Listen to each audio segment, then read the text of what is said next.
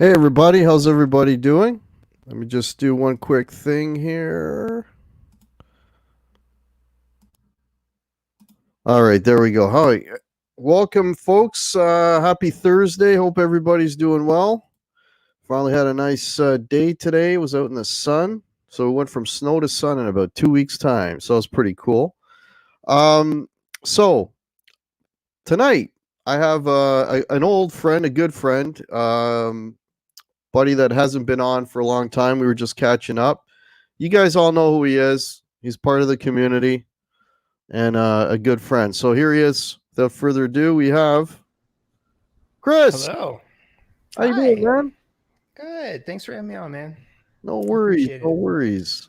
I haven't done a live thing in quite a while, so yeah, you're a little bit out of practice there, right? Shake the rust off a little bit.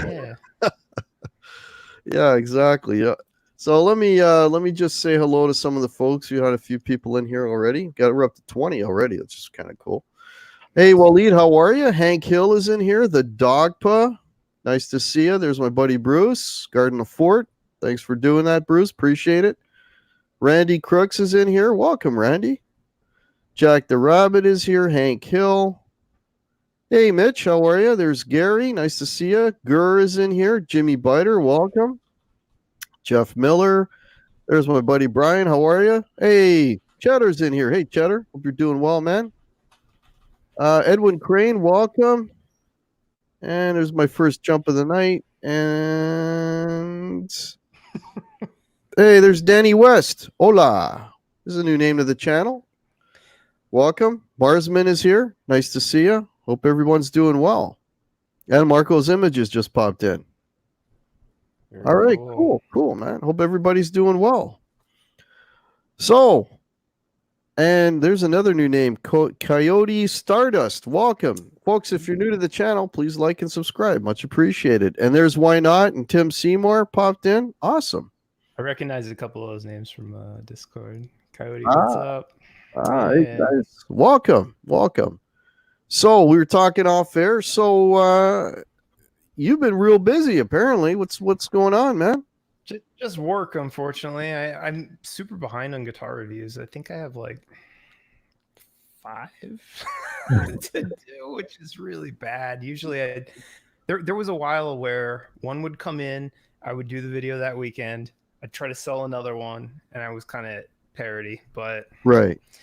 Lately, it's just kind of piling up, and it just takes so much editing time that it's been kind of tough to put those together for right now. But I don't know. Hopefully, find a little more time and be able to crank at least. But some of them have had a while too, which is really sad. So you say you got 5 that you new ones, acquisitions.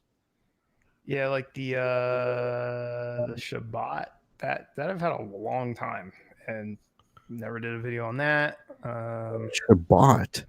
Yeah, it's cool. It's really cool. Yeah, there's at least a couple, and a couple of them I gave up on.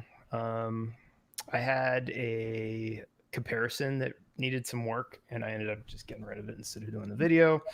And I had a bass 6, and I got rid of that too because I was like, I don't know what to do with this thing. Yeah. Now, when you get rid of them, I mean, were you able to at least break even when you're getting rid of these things?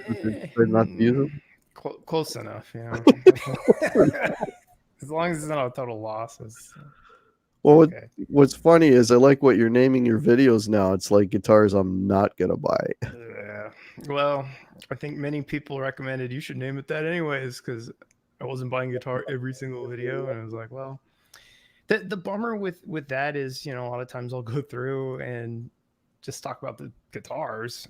And then later, I'll make an offer. And then hours after that, the guy will respond. And then, okay, fine, finally got one. But it's never like on the show. So right. I think people were always like, why didn't you buy that? Come on, man. What do you want? Well, I mean, it's like a lot to ask. So what do you want me to do? I mean, to be able to do a full transaction from the time that you see it to contacting the guy to cutting the deal, it's like, and do it within a tight window. Yeah, it's a little. And even the ones where I do see something where I go, man, I would buy that immediately at the right price. I'll make an offer and they never get back to me while I'm filming it. So it's kind of lame.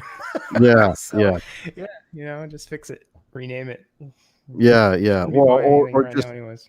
or not do it live, I guess, is be the other option. Yeah, If you just cut it, but then that's more yeah. editing, isn't it? Oh, that's the main thing I'm trying to get away from, because the guitar reviews take so much editing and so much time, whereas those I just use OBS and it's way easier.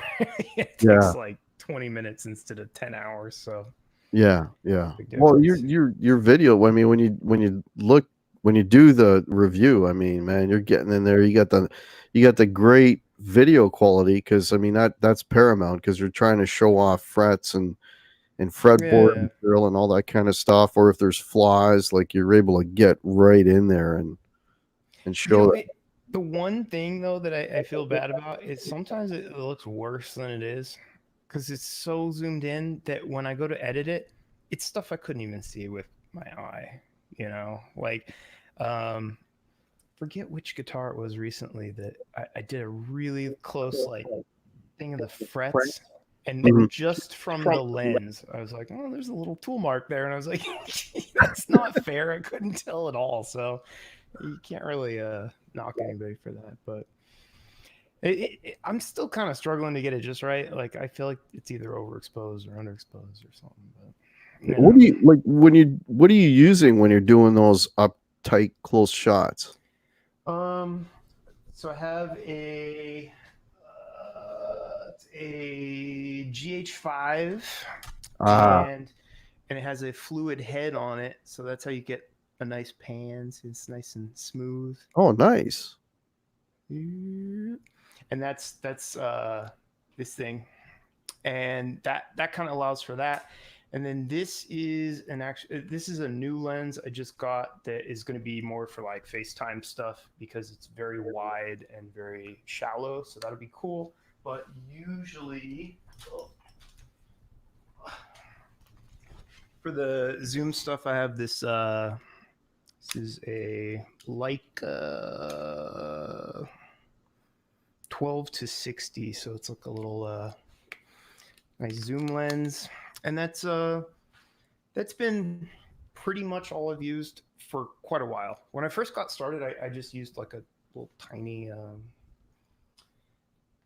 think it's a Canon G, I don't know, like a little tiny handheld thing, and then I had a kind of older DSLR, and that was So all you need. You don't need a bunch of nice gear for it, to be honest. we just got our first super chat, and thank you so much, Cheddar, for It's contributing. cheddar. And Cheddar is asking me to please ask Chris why he's such a PRS fanboy and why he doesn't do some research and buy a Wolf. It's because I haven't done the research, man. It's a task.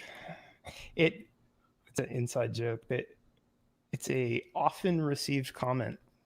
We don't know why, but Wolf is like this weird import brand that people really like, and both of us have received comments about like, why'd you buy that? You could have just got a Wolf. It doesn't make What any is sense. Wolf? It's like a Harley Benton or whatever. I don't know. It doesn't matter. I'm always baffled by it, but whatever. Yeah. So is there anything, okay, Wolf aside, is there anything right now that's kind of on your radar? Because you sent me a couple of shots of another PRS, which, oh my God, the top on that thing was just sick. I know. I wish is Cheddar a mod in here? Oh, he is. Cheddar, you should link the PRS CE24, and somebody in chat should buy it immediately. It's like the best thing I've ever seen. And Yeah, there's a new one. It's so cool. that's the new one. The one you sent me was, I'm looking at it like that is the absolute, because I'm a sucker for like I don't know, what do you call that? The charcoal? Yeah, a little bit of charcoal, and those tops are kind of like Charcoal gray, I guess. Flame it. yeah, and it was like a little flame, a little quilt, little those I don't know, watermarks, is that what you call them? Kind of had some some stuff going on. It was a Yeah. beautiful guitar. Yeah. And And this one you're talking about, so that one went, that sold. yeah, And this one you're 2 of talking them. about is He brand. reposted another one. That one went, and now we're on number 3. This is the third one. Wow. And so let's see here. I'm going to click this link. Yeah, he just posted the link for. There it is. That guitar is $1,300. It's brand new. Can you share that? Cheddar just posted it in Yeah, I know, but if you have it on your screen, you can share it. Oh, actually, I can do that. Hang on, let me just do this. Yeah, I don't know how. Oh my god! All right, let me share this. Let me share this with the folks here. That's $19.99 new. It's Sweetwater, and this is a 2020, and it's clearly brand new. You see that? Yeah, that's sick. Yeah, we were talking about it on Discord, just thinking like that's easily the best guitar for that kind of money possible. I can't imagine doing better than that. Unbelievable. So in Canadian, it's 1878.25. That number is less appealing. Do you see what I'm dealing with here, right? Oh man. Yeah, that's beautiful, man. But beautiful guitar. Yeah. That is very. And yeah, Curl Bar, yeah, 2K new, and this is obviously new. So 2020 means you get Nitro TCI pickups. On the CE, I don't know if you get anything else, but either way, like for an amazing top and everything else, like just absolutely can't argue. I thought that was really cool. But and he also has a little more obscure, but the Velas he has are $7.99, which that come on. For a Vela, man. For 2020 brand new Vela, $7.99. Oh, the Velas are sweet. I love the Velas, man. Yeah, I do too. And I had one a while ago and I didn't really appreciate it because I was really on like the thin neck, like metal sort of thing. And I got a really good deal on one, and I just thought, oh, it's kind of clunky. But now I would appreciate it more because that's kind of where I'm at with what I like right now. But there was a while back, I'm thinking a couple of years ago, where PRS, and it was like a very short window. You had to like order it right away, but it was a Vela and it was black. And it had this tortoise shell pickguard, and the pickguard kind of like goes over the control knobs and up. I mean, that thing looked stunning, and I love the Vela. Like they sound really nice. I like the sound of them, and I like the feel of them. And they got cool pickups. Yeah, exactly. It's the look of like because I'm not a big fan of like these most of the colors, to be honest with you. But when I saw the black with that tortoiseshell, it just, I don't know why they stopped making them, why they didn't just keep making, because that was the best looking Vela I'd ever seen. Shoot. Yeah, no, they're really cool, I think. But yeah, I just can't, the same shop that Cheddar linked to any of you guys who are shopping and those don't work for you, follow them because they just keep posting weird stuff. All 2020s, all like 60% of retail price basically. So wow, I don't know. Is it pretty wild? A lot of, like mainly, or is it all PRS from those guys? It seems to be because he has other PRS stuff that's full price and he has other brands that are full price. Okay. For some reason, the 2020 like new stock PRS stuff he's just getting rid of. I don't know. I don't know, man. I don't know. So I'm looking at the wall behind you. Now, what is your right now?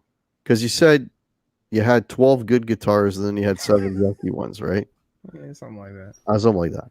Plus or minus. 12 good guitars, what is your current favorite that you got behind you right now? There's a Gibson. It's that one. It's a Sir that is just exactly what I want, and it kind of killed my desire to shop that hard because that for me personally that's the right guitar, and I'm like 95% confident that it's just good enough for what I was looking for.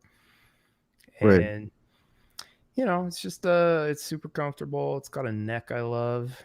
Feels right in the hand. It's got great Thornbugger pickups. Oh, cool. Locking bridge.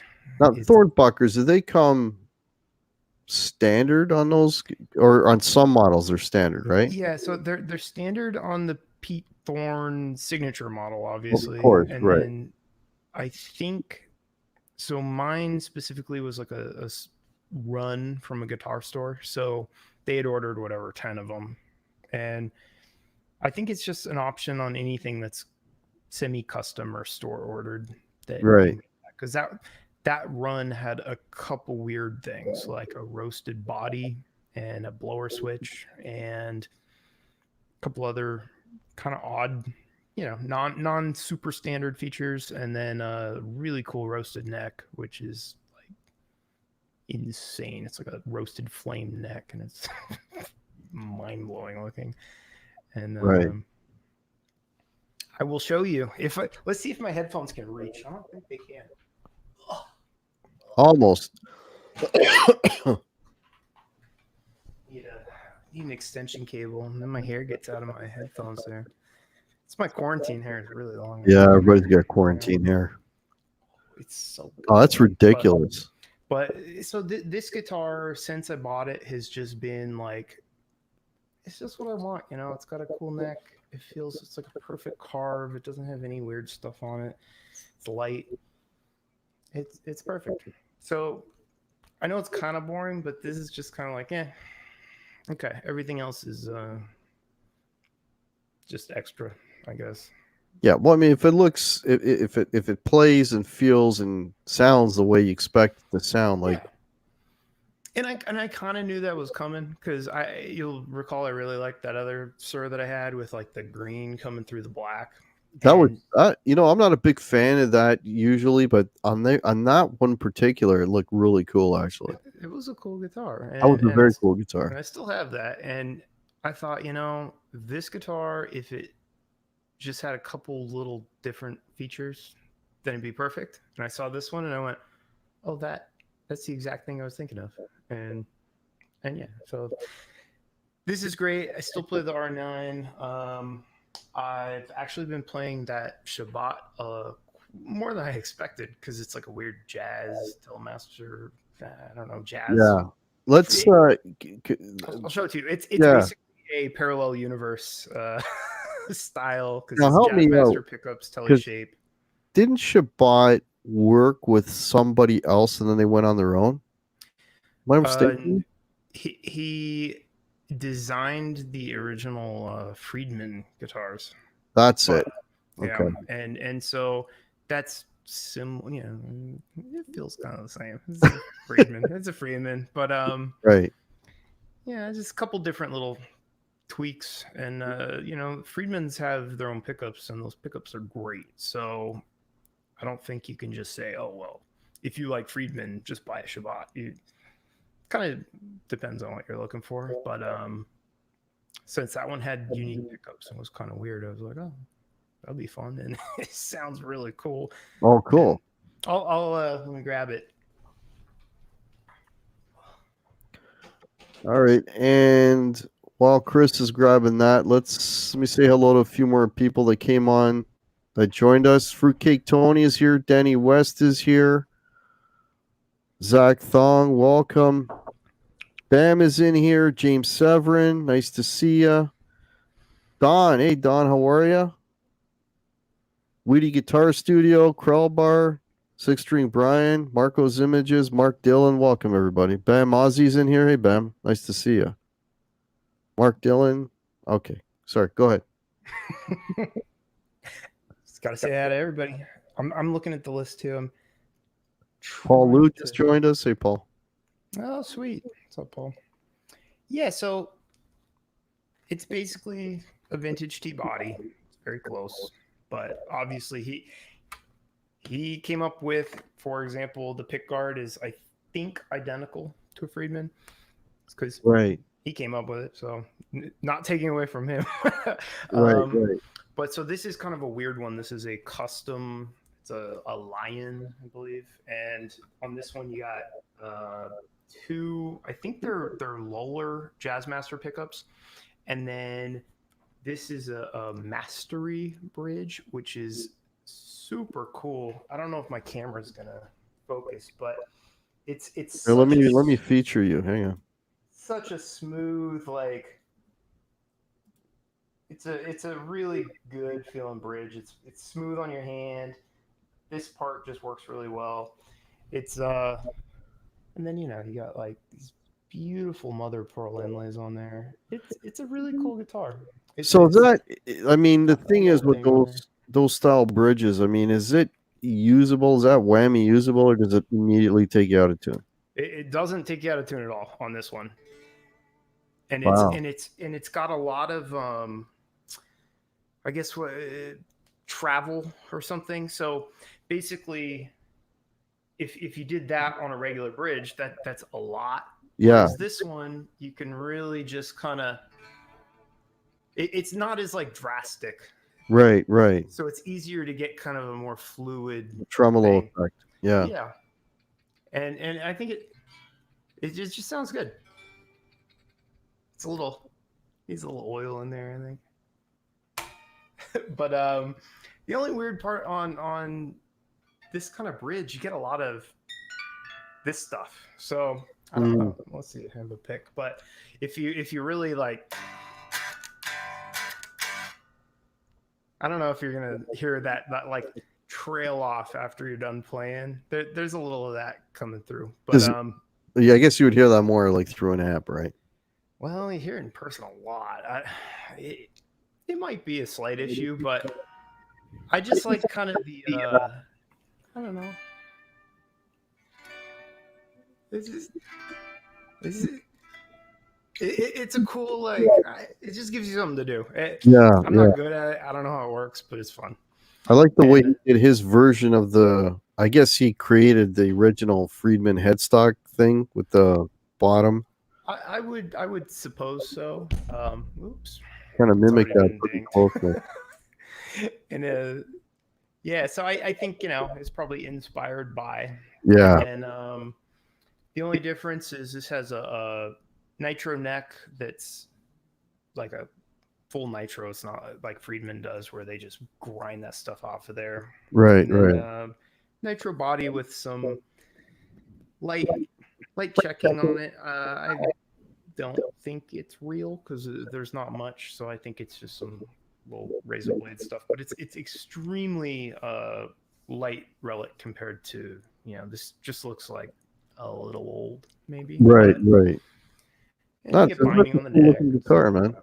Yeah, and it's just cool. And the mother of pearl on the thing is that really stands out. Yeah. Yeah. So that was a really cool pickup because this was something that when I bought, I thought I don't know, it's not really my thing, and who knows. And I really enjoyed playing it. I've been picking it up for a while, which for me that's pretty finicky. And I go, sell it, get something new. But this one, sounds really cool. Plus, I haven't really ever had these kind of pickups before. They sound great. So you get so those are basically, to me, they look like P90s. Those are straight P90s, right? Well, I don't know exactly the difference, but these are Jazzmaster pickups, and I believe they are still single coil, but they are different than P90s, but I couldn't tell you exactly why. So what I'm asking is, like, when you play that thing and you've got some gain on, are they noisy? Oh yeah. Okay, so right. Oh yeah. So In the middle, they're pretty quiet, and they actually sound great in the middle. So that's my favorite position for these. But and they use 1 meg pots too, so they're they're spicy, but they sound great. It's a really cool guitar, and I don't know, I've had a lot of fun playing it, so it's kind of cool. And it was a little outside of my usual, and it really pleasantly surprised me to the point of where I don't think I would ever sell it. But that's kind of the main problem here, is I just have a bunch of stuff I don't want to sell now. So whoops. Yeah, eventually you get to that point where everything is like, oh no, what? Yeah. I want this, but what am I going to sacrifice for it? Yeah. No, exactly. Yeah.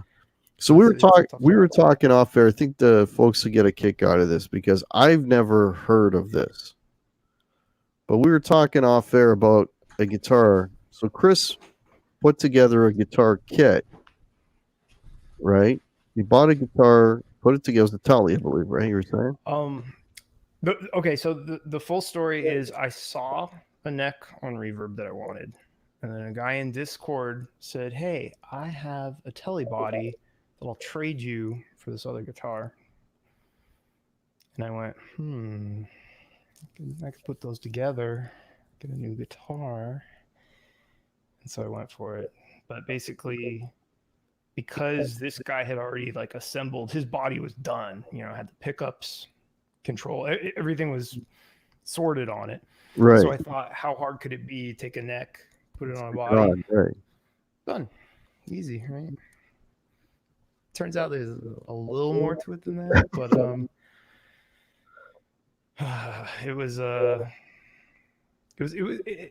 I ran into a lot of problems. So I couldn't hear you when I had my headphones off, but basically it's a solid ebony neck, which solid ebony. Ridiculous. And the problem with ebony is it's brittle and very hard, and it's super difficult to work with, And so every single thing I tried to do, as far as just put the screws into the neck plate, wouldn't go in. Put the tuner screws in, wouldn't go in. It was a beast. It was. Have you got it? Because I'm real curious to see what a solid ebony neck, just for the neck. Okay, let's see. So it's a music craft neck, and it is. Oh, there you go. Look at that, man. And it's solid. It is so difficult. Mitch says, "What's going on with my mic? Is my mic doing something weird, Mitch?"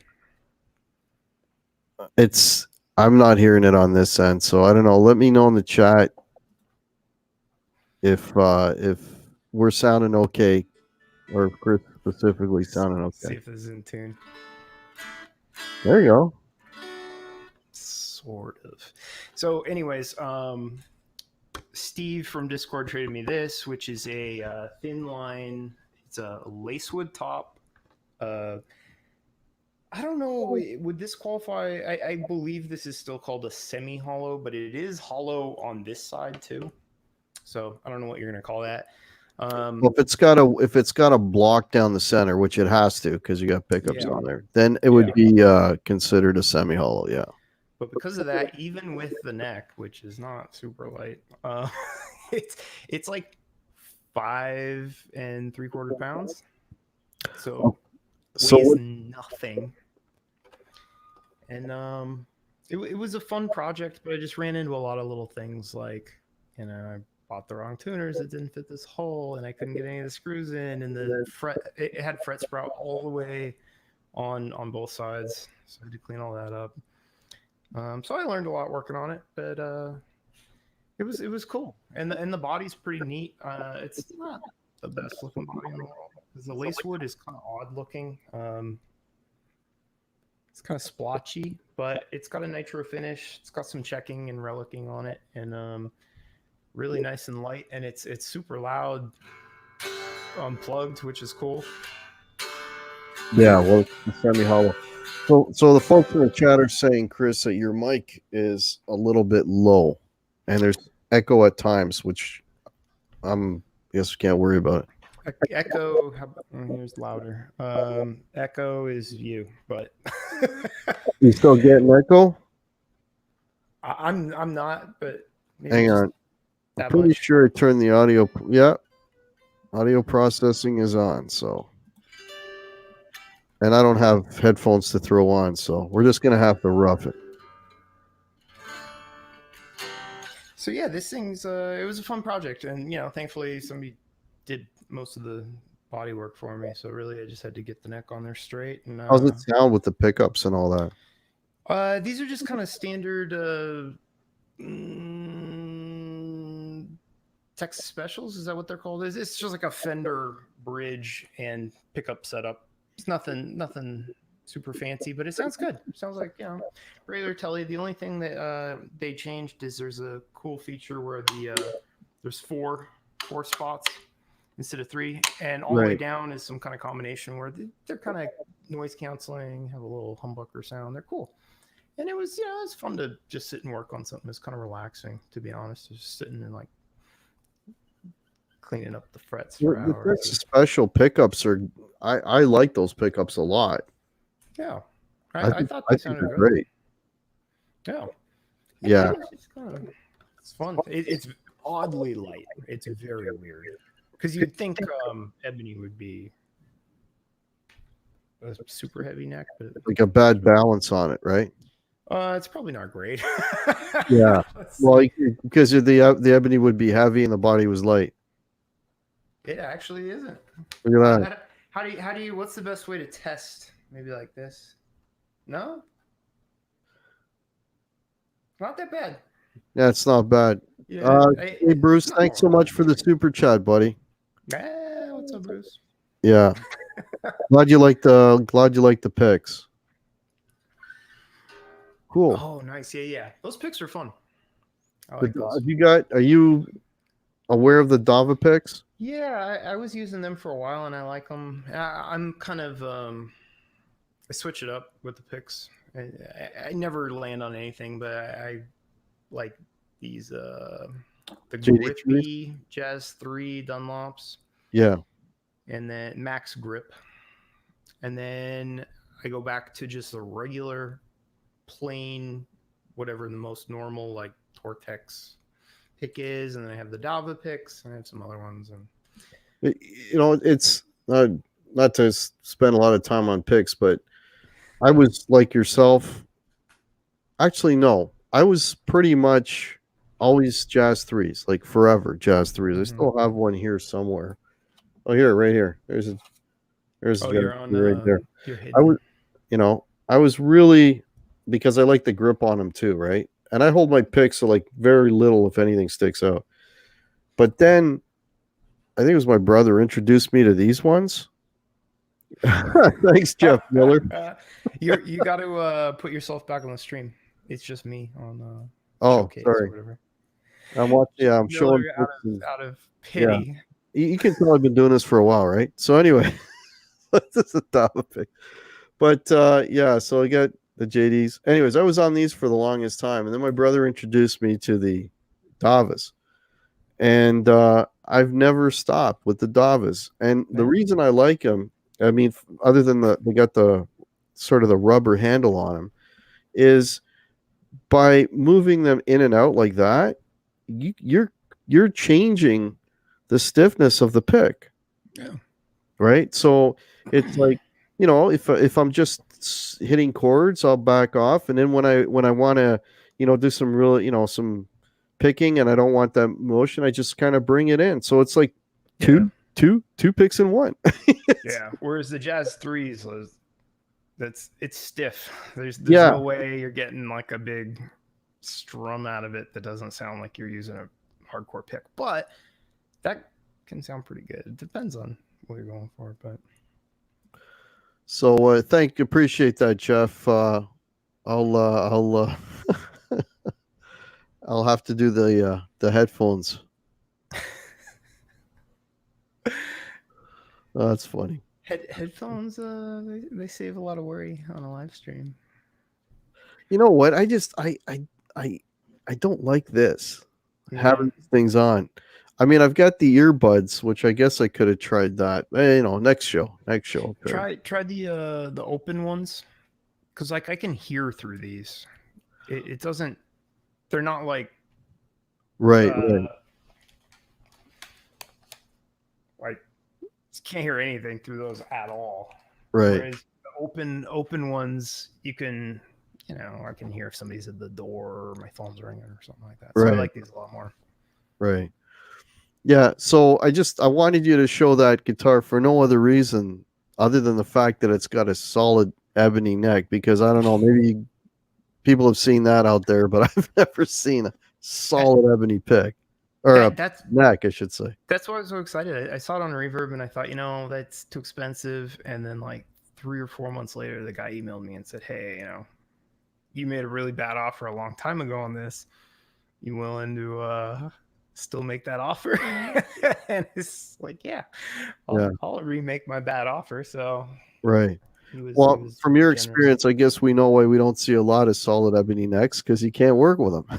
I mean, I'm sure somebody more talented than myself could figure it out, but I just ran into so many problems. Even putting a regular screw into, I drilled pilot holes, and Right. just getting a screw in there, I was sure it was going to strip. And again, the guy who traded me the body, who does a lot of his own guitar work, said, "Yeah, you could try putting wax on the screws and this or that," and that actually worked. But it was dicey, I thought. But again, I'm very inexperienced with that sort of thing. So we've a request for you, Brian. Six String Brian is asking to see the R9 behind you. Okay, I've shown that one before, but you may see it again. You can never get enough of an R9. You can never get enough. Oh, this headphone situation. I really need an extension cord. So let's see. I'm trying to move that so I don't hit my guitar. But So yeah. what? Oh man, oh my god, the top on that is sick. It moves quite a bit too. Like as you. It's almost it's more quilty than flamey. Yeah, I would say that's true. It's and I like quilt. So when I saw this, I like the top, but really, I really just like the color on this one. It didn't have what that did they much describe red. that color as? Are they calling that a tea or a honey? Yeah, this was a slow iced tea fade or whatever like that, and I haven't played this in a while. It's still in tune. Gibson. There you go.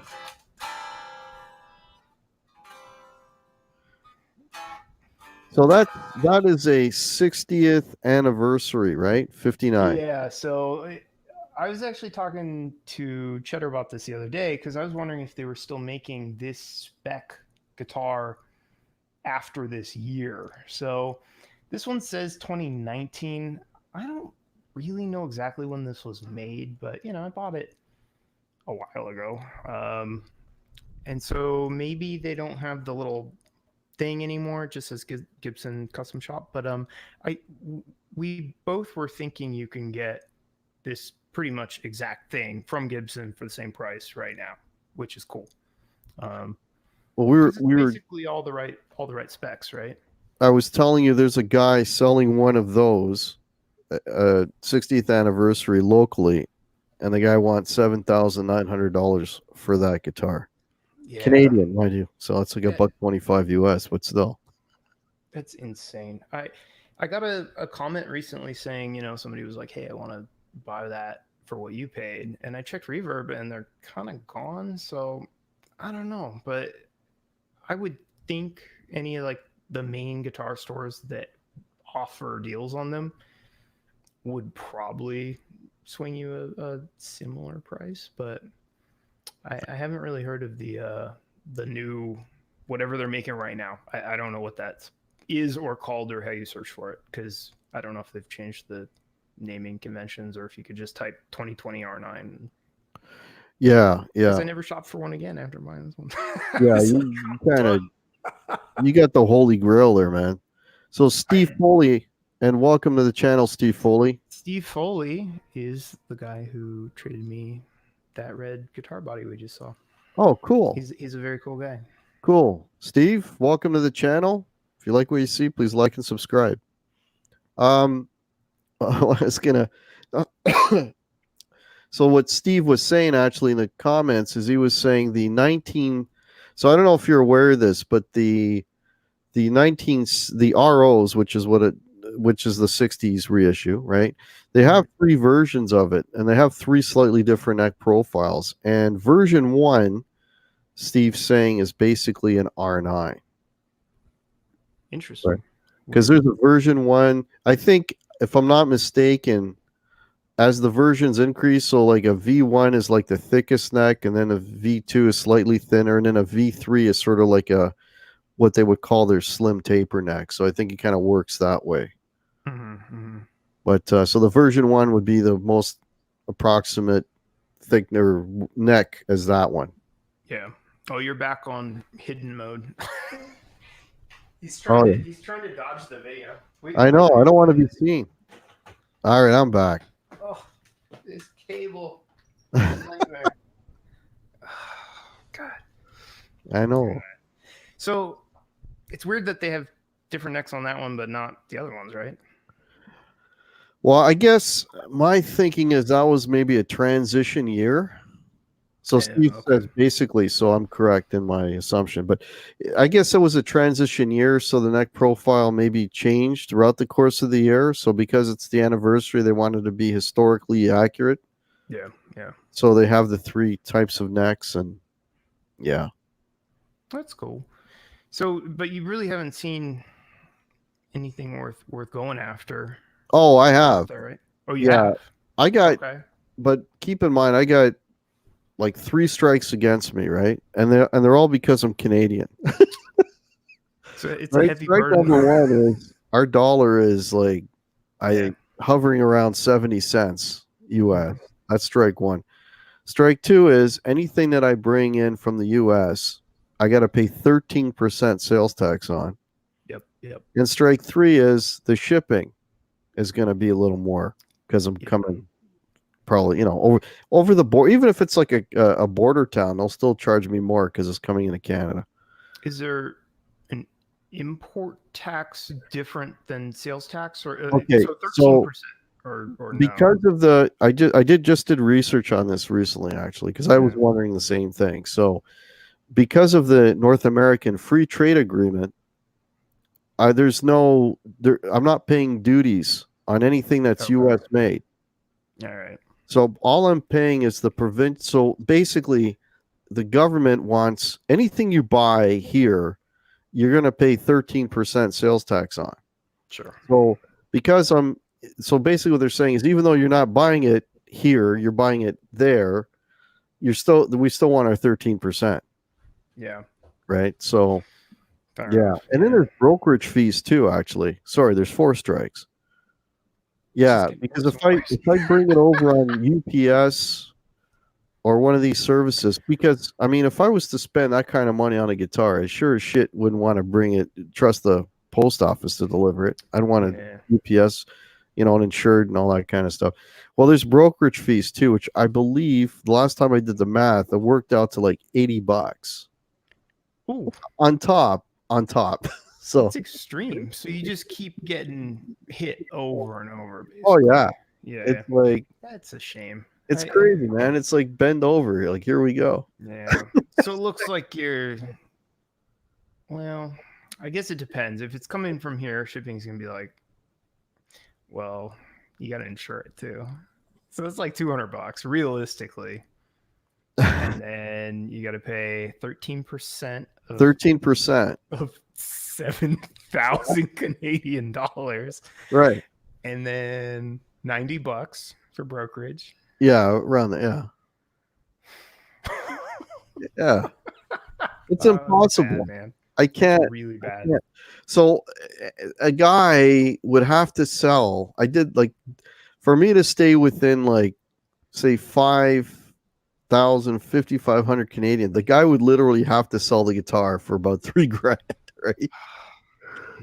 For it to stay in that range, and it's just ridiculous. Oh, Jose Benito Martinez Jr., thank you so much. $2.25 for the taco fund. Appreciate it, man. So Rick Hefner is saying, what about doing a gig in America but taking back another guitar in the same case you came down here with? I'd do it if we got a gig in the US. Right now we ain't gigging anywhere, unfortunately. Yeah. No gigs to be had. In there, I'm not even responding to that. What's He's trouble. I don't know. That'd be great. I'd go down with I don't know, some knockoff Gibson or whatever and come back with with an R9 or an RO. Oh, yeah, Hey. I feel for you guys. It's tough. In the Discord we were chatting. For some reason, it ended up being like half. Bunch of guys in the UK, a bunch of like a lot of Swedish people, and we'll link deals, and they'll do the math you just did. You know, I'll say, hey, look, C24, $1,300. They go, yeah, But plus 400 shipping, plus 30% tax, and 30. then they go 35 some places. Yeah. Holy shit! In the UK, go, yeah, it's well, that's I think Sweden. Oh, okay. 30 something, but I'm not sure. But either way, the math is so bad that they're better off like spending triple locally than it just makes no sense to buy anything from out here. So it's kind of a shame. Yeah. Well, the one advantage they have is, I mean, they have the euro, which is a little stronger dollar than what we've got, so it's worth a little bit more. Yeah. Pound's kind of low these days, though, and I noticed. So I don't know. Well, everything's kind of low these days, but yeah. Yeah, no kidding. So I pretty much gave up. I was, like I was saying to you before, I was on the prowl and I was looking at ROs, and then there's the Geo, which is the Guitar Center version of an RO, which generally is a little less money, but still unreachable, you know. Shout out Brian S. He has one of those. Yeah, Brian's got one. Yeah, like that's what Brian's guitar would be what I'd want pretty much. Exactly. So, but I assume that was a American Guitar Center exclusive, right? Yeah. So nobody's got Geos up here. They're coming from the States. So yeah, do you have like a CO or whatever? CO. What's the place called up there? That's like Guitar Center Cosmo. Is that what it? No, our version of Guitar Center is something called Long and McQuaid. That's right. And they're everywhere. Like I live in, you know, not to boast, but you know, the center of Canada, like the hub of Canada, right? Like, you know, big city and all this kind of. So like, I could drive, and I'm not exaggerating. Within a half an hour, I could hit 4 of them. If I drove another 15 minutes, I could probably hit 6 of them. So it's that kind of chain where it's like in every mall or whatever. Yeah. Well, because I'm in Toronto, they're everywhere. Yeah. Right? East End, North End, West End, South, like everywhere. Like you're just surrounded by them. Actually, what I will do, and I'm kind of waiting for the stores to open up. What I'm gonna do, because I got friends who work there, and I'm just gonna put the word out because I've done this before, right? And they'll call me, hey, this came in, you know, like I'll say, guy, you know, because I know a couple guys, like I know a guy that's a manager there and that, and I'll just put the bug in his ear. It's like, if you hear of an RO or an R9 coming in on a trade, call me, right? And then, you know, and they've got enough of my money. They know that I'm not just, you know, flaky about it. So yeah, that's probably the best way to do it, because like you said, I mean, you're not going to get around with those other problems. I mean, you're going to pay at least the 13%. It's not, I mean, bringing it over the border. And then the other part of that is, I mean, if I have the option, I would especially if I'm dropping that kind of money, I really want to pick this thing up and play it. Yeah. You know what I mean? That's a lot of, like, the most I've ever spent on a guitar is $3,000. Yeah. The most I've ever spent. And that's when because when I turned 50, I got my people don't believe me, but this is God's honest truth. I bought my first Les Paul Standard at 50. Right? And I paid full pop, and I went through 6 of them, and I found the right one and all that kind of stuff. And that's the most money I've ever spent on a guitar, right? You know, I've got classics, I've deluxes and all this, but I'm talking like a standard. That was like that. was when I was 50 years old. So, and if so for me to even thinking about spending more than that, it's like, oh my god, this thing's got to be like the holy grail, like what you've got. And then I'd be okay. Well, I'll sell that I have a 339. I'd probably sell that. That would pay for like most of it. Well, 339. So that's semi-hollow, but it's like a Les Paul shape, right? It's no, the 335 Chuck Berry guitar? Yeah. Okay, so you take that guitar and you shrink it down. Okay. Right? So pardon? What's the Les Paul semi-hollow thing? There is an ES Les Paul. Okay, maybe that's what exactly like an S Les Paul. So 339 is just it's a double cut. Shrunk. Okay, yeah, I got you. The ES is like a single cut, but it's got, and those things, I don't think those guitars did very well for Gibson. Yeah, they came out, and you don't really see them around much, and now you see them coming up on sale a lot. So, yeah, I don't think they did very well for Gibson. Well, thanks so much, Bruce. Another super chat from Bruce.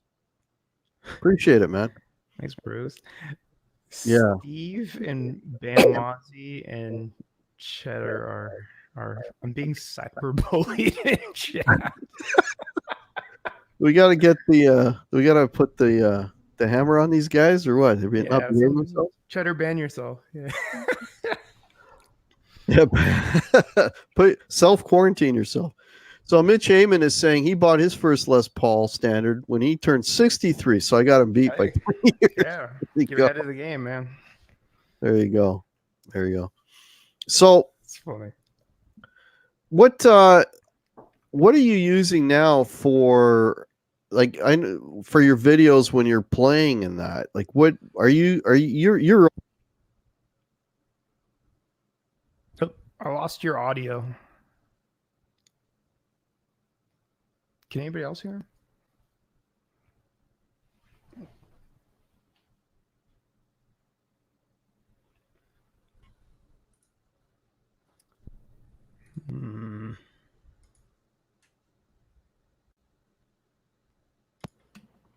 Can you hear me now?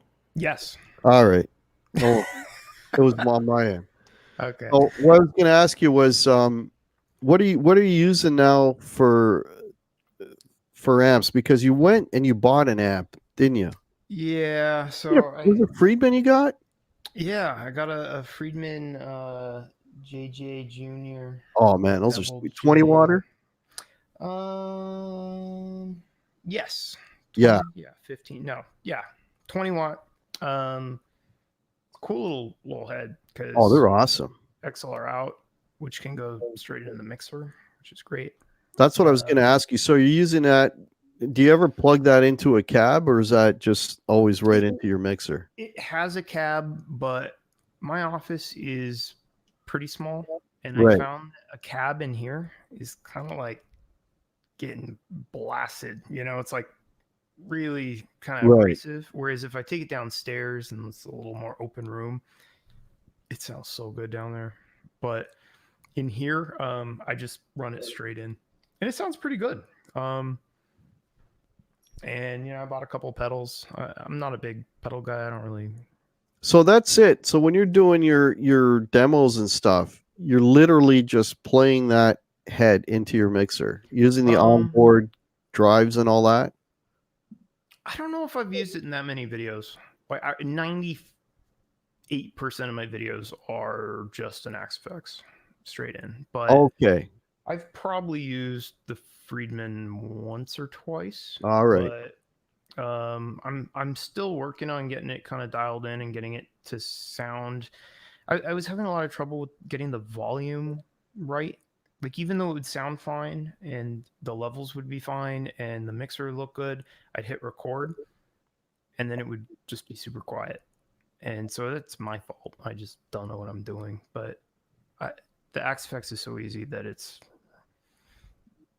if it's an extra step, I go, I'll just turn that on, use that real quick. It's so much easier. But yeah. Well, what do you like the sound of better though? I think it depends. I think the JJ by itself, if that's what you want, sounds better than the exact same thing on the Axevex. But if you're like, hey, I want to add X, Y, and Z, I don't have that stuff. So, it can do the thing it does, and it can do what I can change it with pedals. But that's kind of, I'm not used to having one thing that just does like a small, Right. way. So I really like it, but with the cab, that's incredible sounding, and I wish I could just play that cranked all the time. But What do you what kind of cab do you have with that? Is it a combo, or it's just a head, right? it's a head, and I have the matching cab. Is it a 112 or 212 in the match? It's a 112 like creamback. I'd have to look at exactly what it is. Creamback Celestia. You know what you could do, and I don't know how loud you'd have to turn it up, but you could always mic. Yeah, try that. I figured skip that step, but yeah, I do have an SM57. That's all you need, man. Or you could use this probably, I would think, but yeah, it's one of those things where I don't know, the easier the better. The videos are so frustrating to put together. any shortcut I can take, I'll do it. So the Axevex is your stuff, because you do so much video editing and all that to get it all concise. I know, and unfortunately I did a bunch of tutorials on like color grading and stuff. So with the new lens, I'm hoping to shoot in like a kind of more neutral color thing and then do the color myself after, which is stupid and pointless, but oh man, I wanted to try it. So it's just gonna get more and more complicated. Like torture. Early before, when for my videos for sound, I used to stick an SM57 and I would put it up against, I've got a 212 cab that you can't see, it's off screen here, but I would mic that. And then I recently, right before all this crap happened, I got a wicked deal on an HX Effects. Yeah, I heard you had crossed over. Yeah, I crossed over. Evil side of things. Yeah, I went to the dark side. But the cool thing about because you're talking about ease, recording and all that, and so you know what, man, I basically took my pedals and I duplicated every possible configuration of what I would do during a gig, right? And I just assign them. Yeah. So like, here's all this, here's my light dirt, button, right? Yeah, medium dirt preset, and it's like everything I hit, I've got here's 6 pedals that and then I got my bleed boost and now I can use, and I use EQ a lot now that I have an EQ readily available. Anyways, and now it's just like, so if I'm going to record a video, I take the HX Effects and I still run it into the front of my amp, but like yours, I've got an XLR out that goes right into my mixer, and now I'm hearing it out my monitors. Yeah. So now I get the perfect blend.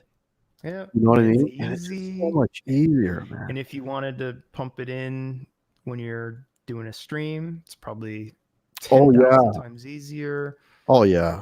I mean, the whole thing is with OBS, it's so cool because I can, and I did one a couple weeks back, right? And it's just, I can talk and I can play and you know what I mean? And it's just, it's so, and I still have the benefit of the tube amp because it's still going through that, right?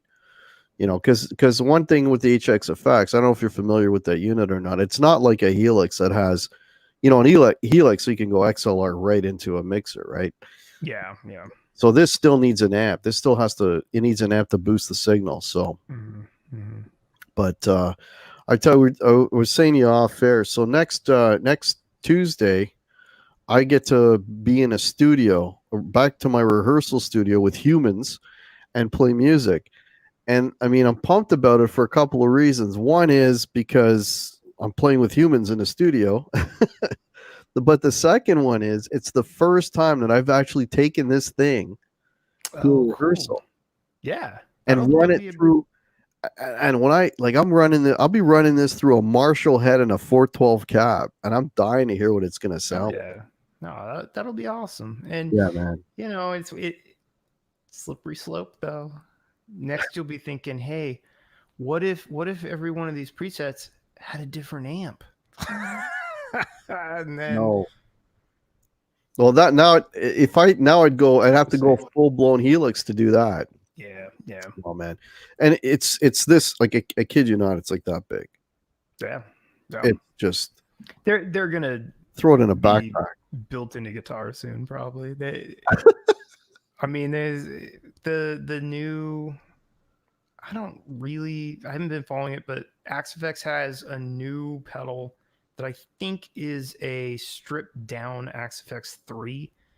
It's like $1,000 and it's like that big. Wow. And the only thing you miss is it can't do as many simultaneous things, as far as I understand.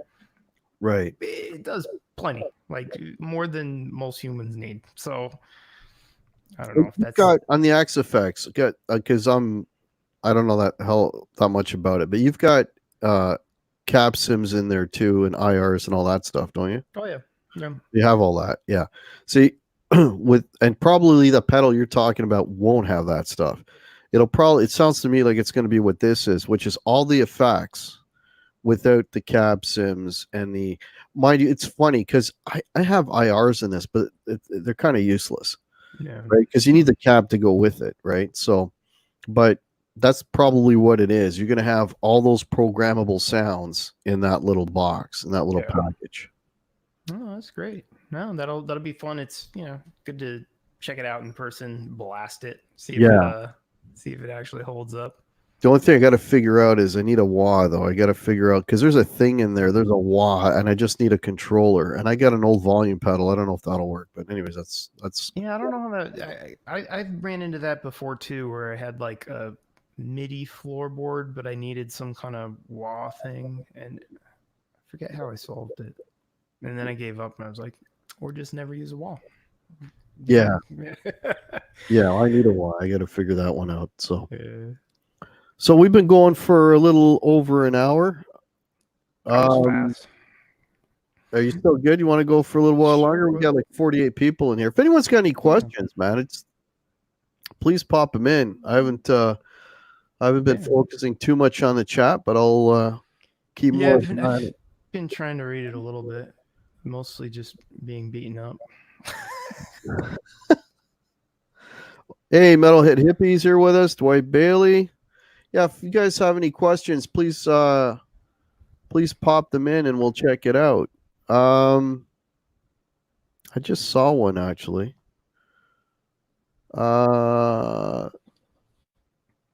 Okay, Coyote Stardust is saying the FM3, it's like an HX stop. So if it's like the HX stop, then you will have the IRs and the cab sims in it. Yeah, so that's a little bit different. From what I understood, it was pretty much all you need, in like a little, it's like the size of like 3 pedals, and it's like, oh, that's it. You just set it up beforehand, and it's very powerful, which is cool, and it's accessible because it's reasonably priced and stuff. So yeah, that stuff's neat, So Rick Hefner's saying, why are we putting all these digital effects in front of our analog tube amp? You have to put it through something. It's basically designed. Well, I could run part of it. This thing, you could run some effects in the front if I wanted to. I could do 4 cable method, use the effects loops on some of the sounds, and put other sounds in front. You can do that as well, but I have to run it into something. Don is saying, Guitar Hack, did you guys coordinate t-shirts before the show? Always wear black t-shirts. That's all I have. Well, first of all, this is navy blue, but it probably looks black, and I think I got the V, and you've got a regular crew neck. Yeah, I'll V it. Yeah, so we didn't Chris didn't read the memo, so I'm exclusively black t-shirt guy. I have like a uniform. I don't want to think about getting dressed or what I'm gonna wear. So I got black t-shirts, a couple jeans, a couple shoes. That's hopefully you got two of them. I got a lot of the same stuff. I have duplicates, so it makes my closet look very weird. It's probably serial killer styles. Just like, oh, 70 black shirts. Yeah, yeah. And Krubber is saying it's all about the tube power amp.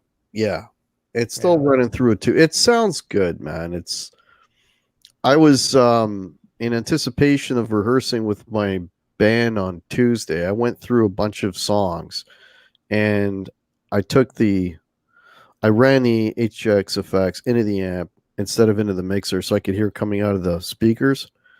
And yeah, man. I mean, it sounds great. It just does. I mean, and I'm a guy who used to have years ago. You remember the Boss multi effects that they used to come out with, and they come out with a new generation every couple of years, right? Yeah. So I had those weren't half bad. You did some stuff, right? Yeah, well the thing is, like, when I like, I didn't play for a long time, and when I came back to it, it's like I just need a lot of effects quick because I had a gig and I needed a bunch of sounds. So, instead of spending like a arm and a leg on pedals and all that, I went and I bought, at the time it was like the Boss ME70 is what it was, right? So you could pre-program sounds and all this kind of stuff, and I did that, and I gigged with that thing for probably about 3 years or so. And then a buddy of mine, a drummer, says to me, hey, he says, I got a buddy who works for TC Electronic, and he can give you, like, he's got really good deals on pedals. So the guy sent me, I don't know if you're familiar with TC Electronic, but they make some really good stuff, right? Yeah, so I had a G major for a while. That thing was killer. Yeah. So I had, like, I'm looking at like Hall of Fames and flashback delays. A lot of the pedals I still have, the Corona Chorus, the Spectra Gravity Compressor, but like, for like, holy shit, like really, really cheap. I'm like, okay, you know what? Now's the time. I'm going to start with pedals. So I bought the pedal board, and I started off with 4. Of course, that grew into many pedals. But anyways, and then I made the mistake of being those pedals to the ME70. And I actually shot a video. It's one of my first videos. This thing's a few years old. And what I would do is, so I, like, let's say flashback delay, right? So I would set up a delay on the ME70, and then I'd copy it as closely as I could with the flashback and play both. Yeah. And when you play them side by side, it's like, listen, it's like going from AM radio to FM radio. Ouch. Yeah. You know what I mean? Like, you don't realize it until you put them side by side, and then it's like, oh my god, this thing is dog shit. Like, that ME70, that was gone. And then I just started buying pedals, and then I was like, pedals, and pedals add up, man. That's why I feel like it's really easy to justify any kind of modeler you want, because I don't even have that many pedals, and it's probably a modeler worth of pedals now. So adds up. Like, for the price I got, like the HX effects in Canada new is like $900. Yeah. And when I went to get one of the friends I was saying that works at the store, I walked in and I said, hey, have you got any? He's like, yeah. And then he's like, I got some used ones. And he's like, I got a really cheap used one. Right? It's really sketchy. No, yeah, like there were a bunch of used ones, and they were all different prices. I go, here's the least expensive one, right? And I paid like $550 for it. Whoa. And it was Canadian, still that's good. Yeah, it was still in the original packaging. Like, everything was in it. It's like, it was. I go, did the guy even use this? You know what I mean? Wow. And it's like, holy shit. So you think about it, for $550, that buys me like 2, maybe 3 pedals. Yeah. And I got everything under the sun in that thing. Exactly. It's really hard to argue with him when you compare it like that. It's what the for me the big thing was the sound quality, right? Because remember, I'm the ME70 guy. I'm like, is this going to even be able to compete? yeah. And man, it does. The only weakness I it has, and I've been able to correct it, is the drives, right? The drives never sound quite as good as my pedal drives. But that's why I EQ the shit out of everything. So like if I have a drive sound, I'll just sit there with I'll like and the EQs are like, straight 10 band EQ, and I'll just tweak, and there it is. There's the sound. Yeah. And that's it. So all it needs is a little bit of EQ to go with but the guys who have the full blown helix, what they're saying is if you've got the cab sims and the IRs, those drives sound way better. But because I don't, Yeah. I have because that right away will change your EQ, right? So I have to manually make the EQ into turn it into something that's that's usable. That sounds really good, right? That's kind of what I've heard is people say, oh yeah, the cabs and IRs are make or break depending on what you have and what you want, and you got to buy. People are very particular. Even like for example, Axe Effects people say, oh, you can't. Those are crap. You got to buy this pack. This is the one that Right. So I'm sure everybody's personal preference, but once you find one you like, then maybe that's good to go. Because Yeah. I've heard similar where people are saying like, oh, the IRs are all that matter, but I just use whatever the defaults are for the most part. And You haven't tried to sit down and try to. Have you ever tried to sit down and make something from scratch, or are you just sticking with what came with it? yeah, I have. The problem is I feel like it's like all relative, And so I'll change something and go, oh, that sounds way better. Change it again. Oh, that sounds way better. Change it again. That sounds way better. And then change it back to where I started and go, oh, that sounds way better. And it's like, I Yeah, ear can't. fatigue. Yeah, it's ear fatigue. After a while, Yeah. then you come back and you're like, "What was I thinking? That's crap." Yeah. What? I should have started. I should have left it on the one I started with. The one I thought I liked is terrible. And then you get all second guessy. So I've just kind of been like, you know what? I think a couple of these are going to be fine. So I keep it pretty simple, but once in a while I experiment with it. But then I just find myself going back to the same couple presets that I really like, and just ignoring it because then I don't have to worry about it. Yeah, Maybe and what the you were other saying thing earlier, too if is you you're don't playing know a bunch what of you're different missing. guitars, and Yeah, every guitar you play, you know, yeah. I should be having a different setup for each one, anyways, and I don't. So I don't either. It's like, oh, that yeah, sounds good on it. That sounds yeah. good on it. That's you know what I mean. It's And I bet there's guitars I've had that sound really good that I went, this sounds like crap, and I just didn't spend enough time tweaking the amp settings and stuff. But whatever, right? right. Will Varela's just popping in to say hello and thumbs up. Hey, Will, how are you? Cheddar wants to see the new guitar. I'll The show you. See it. latest. Oh yeah, we've forgot about that.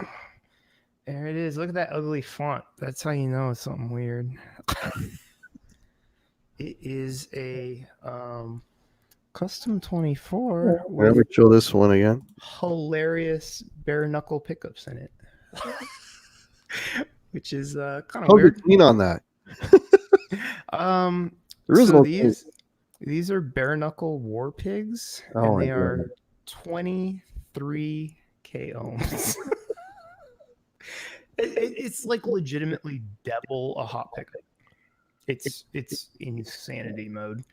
And something I noticed just as this showed up is these actually have different inlays. I'd never seen these before, but they're outlines of birds, but they're filled with kind of a. You're not going to be able to really tell, but it's kind of like a bronze looking, I don't know, plastic or something. But otherwise, it's kind of cool. It's got scrape binding, tremolo on there, and kind of decent looking guitar, but the reason I bought it is the guy pulled the pickups out. It's got a couple dings. It's not perfect, and it was really cheap. So how do you like those killer pickups? I got this today, Oh, and I played it for 10 minutes before the stream, so I don't know. But there is no clean. Clearly, none. None. That's gonna overdrive a Fender. Yeah. So I have to mess around on the Axe Effects and see if it's possible to get it clean.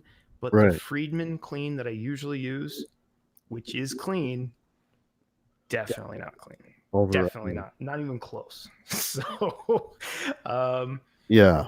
And I think because, and I don't know, I thought I had a great looking top. It's called Sapphire Smoke Burst. So no, top was nice. Yeah, and Custom 24 is always a rock solid guitar. And the other cool thing that I really wanted is this guitar is it's drop C, and it's perfectly set up. So that's really cool because it's a big deal to go back and forth between drop C and like standard. Right. Well, now you know why those pickups are in there. If you're playing drop C. It's gonna be fun. So, and cool. The setup on this is great. So I'm actually excited, and this can be maybe like a metal guitar for a little bit, but I think the guy just wrecked the value by taking the pickups out and stuff. So kind of, yeah, very cheap. But he did he give you the original pickups? No, I bought them like 4 months ago from him. So you have them. Like if you wanted to go back to regular pickups, there you go. He swapped them, listed these on Reverb, posted them for very, very reasonable price. So I bought them, and then I think he just decided, I don't want this thing or whatever. But it knocked it was $1,000 cheaper than it should have been. So it was cool, which I'm happy with that. And yeah, it's kind of unique and interesting looking, so I'm into it. I like it. But yeah. If I get sick of the drop C thing, then those pickups are gonna go back in. I gotta reset up the whole thing. Yeah, it's a whole new ball game, man. You're going from drop C. Yeah, because the nut has to be filed out and stuff, because it probably has like 11s or 12s on it. I don't even know. So it kind of, for me personally, if you're like a very experienced guitar tech guy, I'm sure it's not that big a deal. But for me, it's a big deal to get something.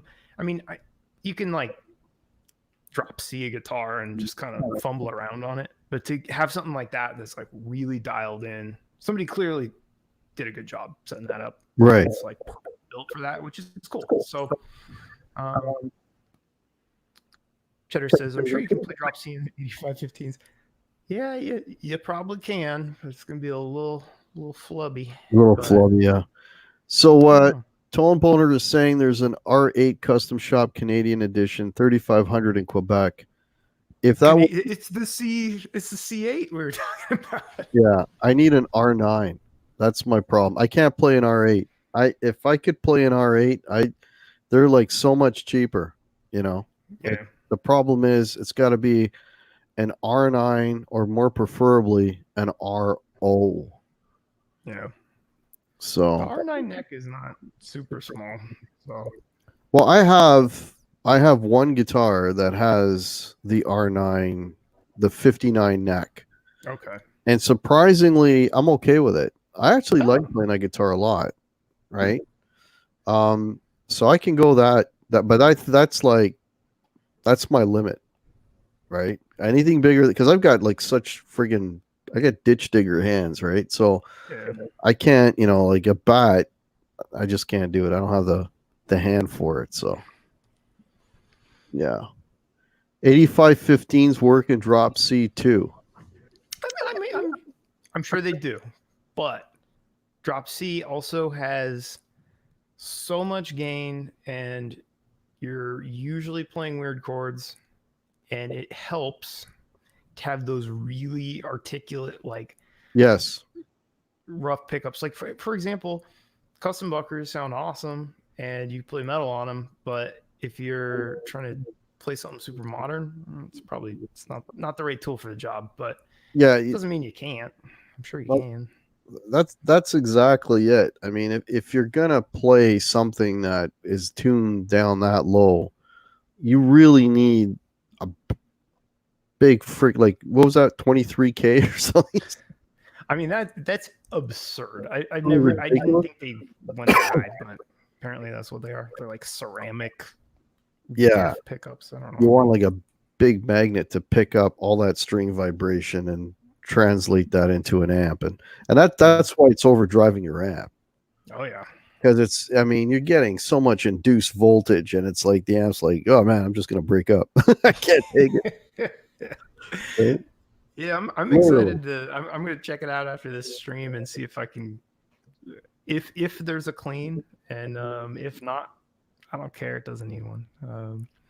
Yeah. Well, you're not gonna play a ballad on in drop C anytime soon, anyway. Yeah, I'm not. You know what's actually weirdly hot is the 509 is higher output than a lot of the guitars I usually play, which is weird. I haven't measured them, but it's actually hard to get that thing really clean, which is weird. So I don't know what's going on with that. Really. I forgot to mention, and I should have. I'm sure most of you in here are already sub to Chris. If you're not, I have a link to Chris's channel below, and I also have this way, that way, in the cards above Chris's head. I have a link to his channel as well. If you want to, if you're not already sub to Chris, you should sub to Chris. So for those that don't know, Chris is the Guitar Pit because Chris buys, maybe not as many these days, It used to be a major problem. but he buys guitars, reviews them, and would sell them. But in this case, you've done that so many times that now you've got guitars that you no longer want to get rid of. I don't It's know. one full circle. It's getting kind of sad. There's very few that I would be super happy with selling right now. Any of them, I think I'd be like on the fence. But there's a couple I don't think I would. I don't think I'd sell the R9 for anything. I certainly wouldn't sell the Sir Modern for anything. But you know, life or death. If I had to, I'd sell the rest of them probably. But I don't want to. So If you don't have to, don't do it. well, problem is you can't buy more stuff. So I don't know. Yeah, we're all in a holding pattern. I mean, it's like, it's, I was talking earlier about the RO. It's like it has to be an absolutely ridiculous deal. So, and the ridiculous deals are not out there yet. Yeah, They're not.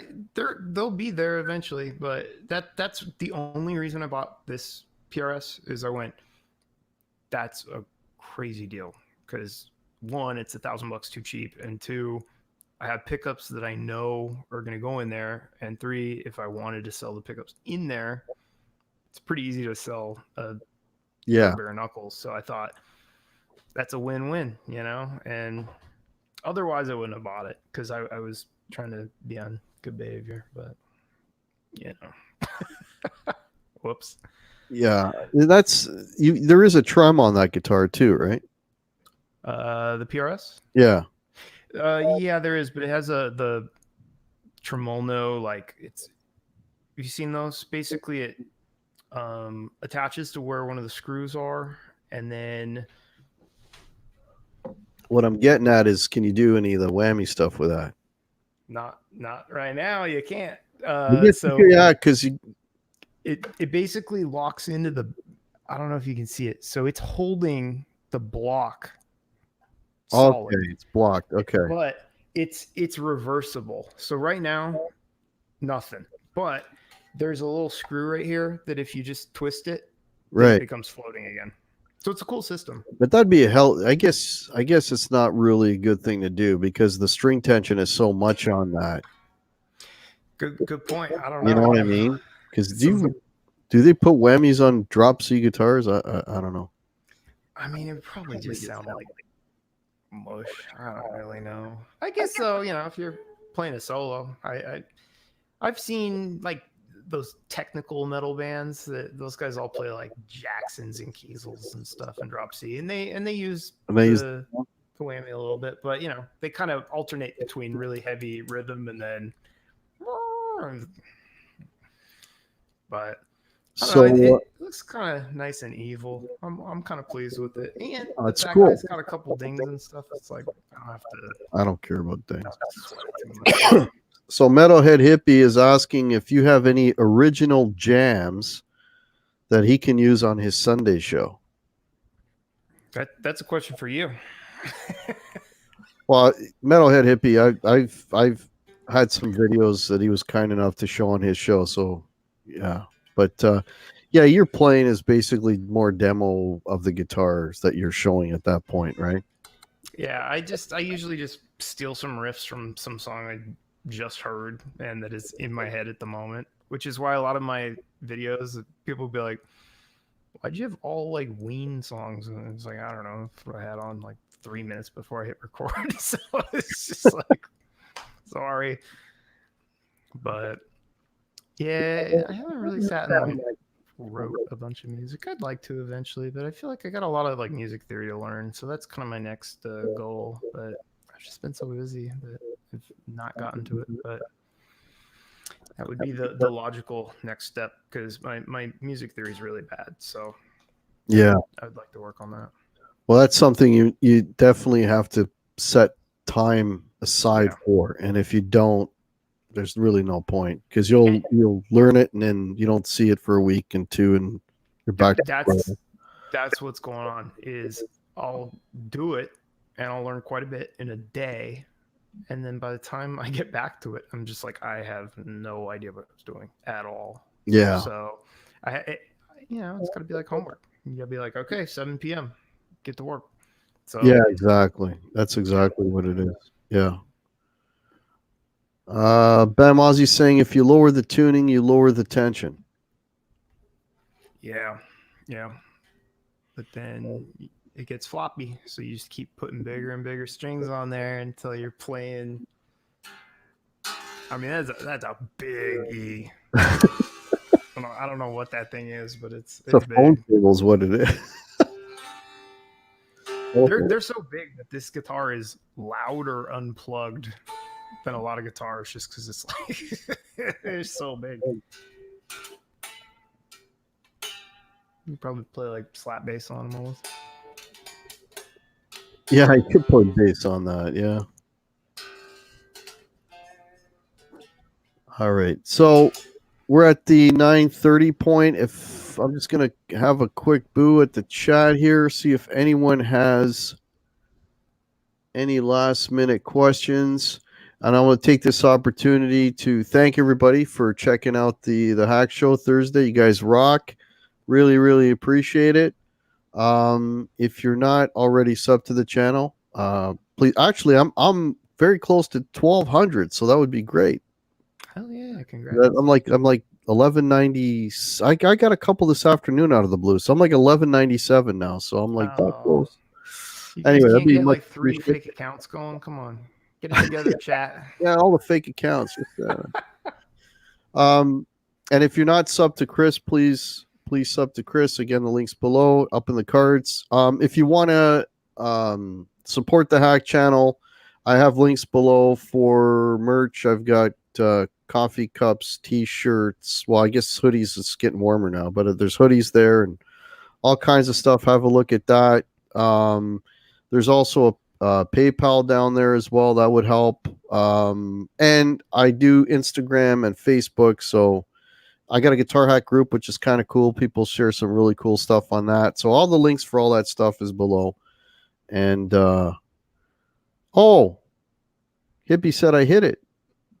Hey. Golf clap. I hit 1120. Awesome. Oh, yeah. Appreciate that, guys. Thanks so much. So What's coming up next, Chris? What's coming up next on your So I got to review a bunch of guitars. The only guitar I didn't show that I need to review is this guy. It's a Kiesel HD6. Oh, no head, but Here, let me feature it. Show that color thing again, because that's really cool. Check this out, folks. So it's basically a color shift. So right there you can see purple. Now we're kind of almost blue.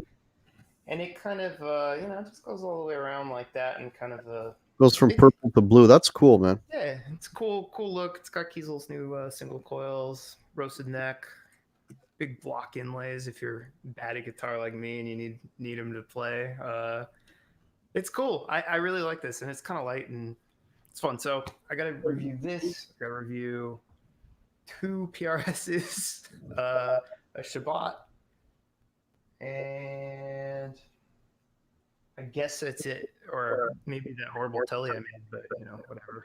Yeah, do the telly. Yeah. Does the fretboard match the neck? Cheddar says.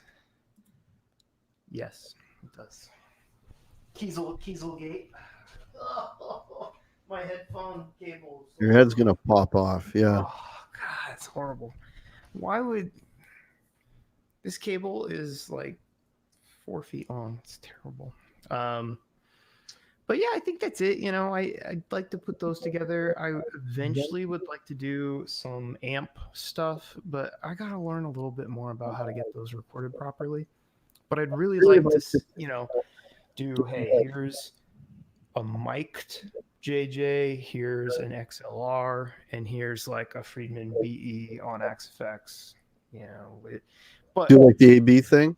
But from a perspective of somebody who like doesn't know how to like master it and make it sound perfect, I've heard people do those comparisons before, but they put so much like effort in after it that they don't sound good. So I don't know, maybe my inability to do that will demonstrate the differences better, or maybe it doesn't matter. I mean, who knows? But I don't know. We'll get to that. I have a bunch of pedals that I've been enjoying, but I don't really want to do a pedal video, to be honest. So I think I'll skip those. Yeah, pedal videos.